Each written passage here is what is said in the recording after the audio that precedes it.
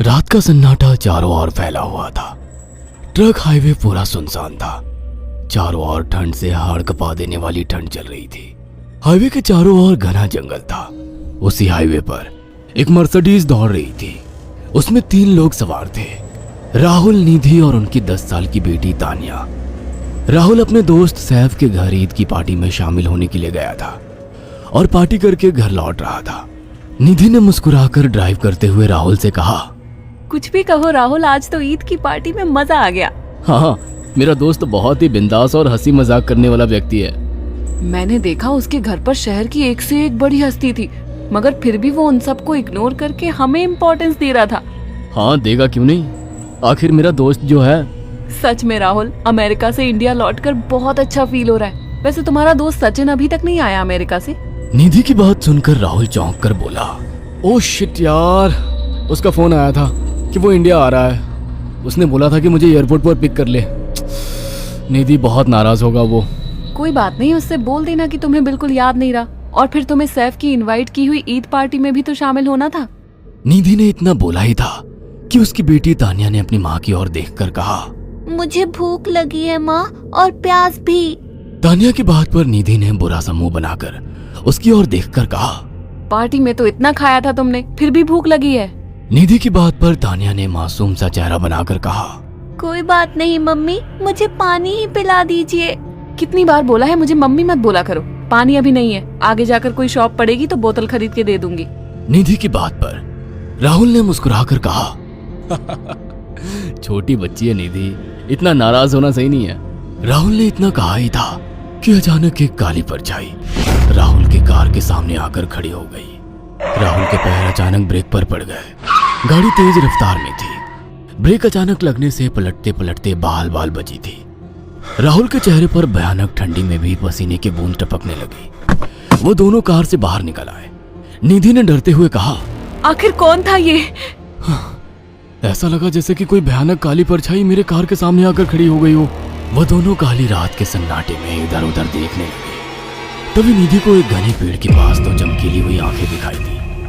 उसकी आंखें बिल्कुल भेड़ियों की तरह लग रही थी। निधि ने चीखते हुए राहुल से कहा, राहुल देखो कौन है वो, जल्दी से गाड़ी में बैठो, मुझे बहुत डर लग रहा है। राहुल ने उस तरफ देखा तो उसके रोंगटे खड़े हो गए। वो दोनों गाड़ी के अंदर बैठने ही वाले थे कि अचानक एक अजीब सा चेहरा वाला भयानक सा आदमी बिजली की रफ्तार से उनके सामने आकर खड़ा हो गया। राहुल ने देखा कि उसका चेहरा बिल्कुल सड़ा हुआ था और उसकी आंखें भेड़िए की तरह चमक रही थी। उसके लंबे लंबे बाल उसके कंधे तक आ रहे थे और उसके दांत भेड़िए की तरह बाहर की ओर निकल रहे थे। हाथों की जगह नुकीले पंजे थे। राहुल को देखकर अजीब से अंदाज में हंसने लगा, मगर जैसे ही राहुल की नजर उसके कपड़ों पर गई, राहुल की आंखें फटी की फटी रह गई। वो हकलाते हुए बोला, भाईजान, भाईजान, मुझे माफ कर दो, मुझे छोड़ दो।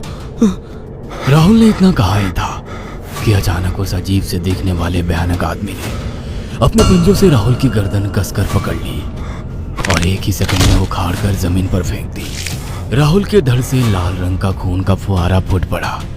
इस भयानक मंजर को देखकर निधि के गले से एक जोरदार चीख निकल गई। निधि इससे पहले भागती कि अचानक उस भयानक दिखने वाले आदमी ने निधि को पकड़ लिया और अपने नुकीले पंजे उसके पेट में गड़ा दिए और उसकी अतड़ियां बाहर निकाल दी। निधि की एक दिल दहला देने वाली चीख सन्नाटे को चीर गई।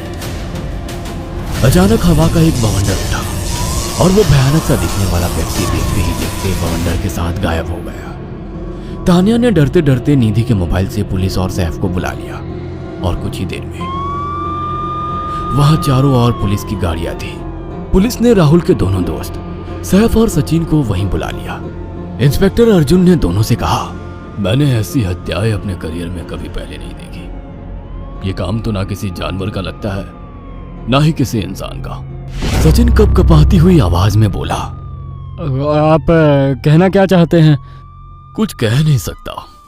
जिस किसी ने भी इन दोनों को मारा है उससे एक बात तो साबित होती है कि वो इन दोनों से हद से ज्यादा नफरत करता था। अब सारी सच्चाई तो ये बच्ची ही बता सकती है। इतना बोलकर इंस्पेक्टर अर्जुन तानिया के पास चला गया, जो बेहद डरी हुई थी। तानिया ने आंखों देखी सारी घटना इंस्पेक्टर अर्जुन को बता दी।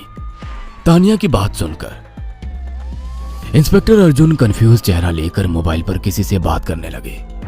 सचिन इंस्पेक्टर के पास आ गया और सैफ भी डरता हुआ इंस्पेक्टर अर्जुन के पास आकर बोला, क्या हुआ इंस्पेक्टर? तानिया ने क्या बताया?